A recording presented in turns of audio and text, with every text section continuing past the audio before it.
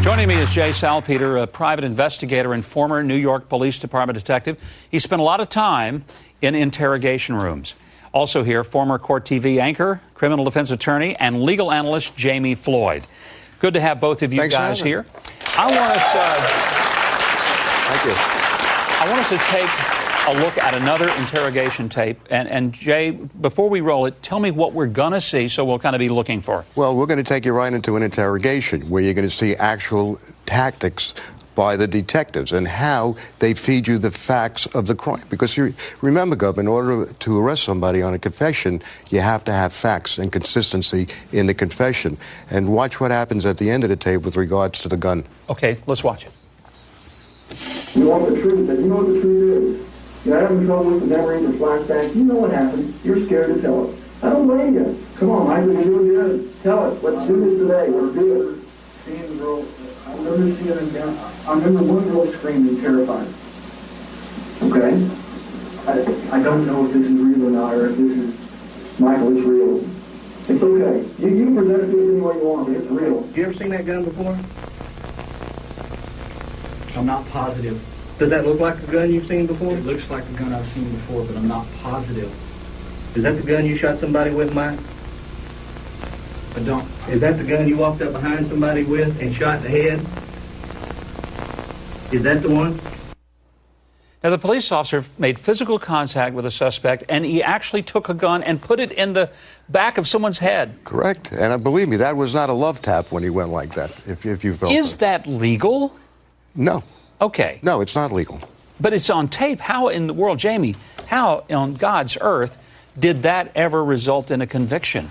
Well, there are things that you can do before trial to exclude confessions, and then once things are admitted by the judge, allowed to go forward before the jury, you have conviction and appeal. Once the conviction happens, the chance of success on appeal, well, that's infinitesimally small. So you don't ever really want to get to conviction, right, Jay? Oh, that's for sure. Jay and I might tangle in a courtroom, but we agree about a whole lot of things once we sit at your table, Governor. Tell me, explain the dynamics of how you're able to take a person, because I think our audience is looking out there skeptically saying, well, I'm going to tell you something. They would never get me to confess to a rape or murder because I'm stronger than that. I know I didn't do it. So just either me or one of these folks out here, you tell me. Yeah. Right. But what is the human dynamics? Because, well, if you see in all these interrogations, one consistent thing is time. Everything is time. I will take you in that room, and I will, the doors are closed, you're out of your environment, there's no one out here to help you, and I will just batter you and keep feeding you, the product of the crime, what the crime scene looked like, and I will tell you by the end of 6 or 7 hours, by the time I'm finished with you, exactly what Jeff said, you want to get out of the room.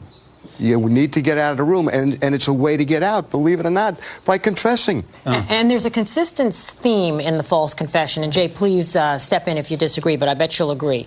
These are people, by and large, who trust authority figures, who like the police, who believe the police are going to help them. Let's look at the Michael Crow case. Let's talk about Jeff. These are people who actually want the police to help them, who don't believe the police are going to elicit a false confession, who have always been taught that the police are your friends, that the police are going to work with you. In Michael's case, his sister is brutally murdered. The parents are working with the police to help find the real killer. They separate the children. Do the parents dispute that? Do the parents argue with the police? No, because ultimately the family is working with the police. And that's why they're more malleable. They're more willing to allow the police to elicit, ultimately, this false confession. But when the child, in particularly a child, I mean, it can happen to an adult, but I'm thinking about a child, what can the parents do to say, I insist on seeing my son or my daughter? Can they do that? Without a doubt, they can do it, and they should do it.